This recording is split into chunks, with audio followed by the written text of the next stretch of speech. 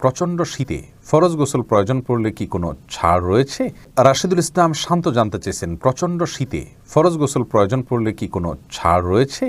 ভাই শান্ত, প্রচণ্ড শীতে ফরজ গোসল এর ক্ষেত্রে আপনি ঠান্ডা পানিতে গোসল করা কষ্টকর হলে আপনার জন্য ছাড় রয়েছে। সেই ক্ষেত্রে যদি ঠান্ডা পানি ব্যবহার করলে আপনার অঙ্গহানি হতে পারে, প্রচণ্ড রকমের রোগ দেখা দিতে পারে, জীবন নাশের ভয় হয় আপনার, অথচ গরম করার কোনো ওয়ে না থাকে, এরকম যদি হয় তাহলে আপনি তায়াম্মুম করতে পারেন।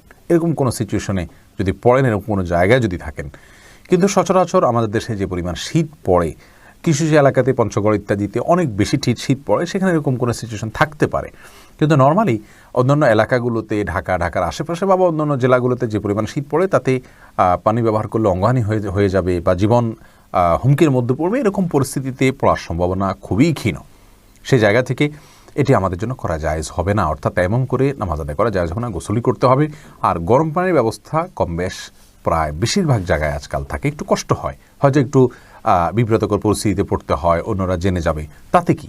আমার তো আল্লাহ তাআলার ফরজ নির্দেশ পালন করতে হবে, যার কারণে এটি আপনার অবহেলা করা যাবে না।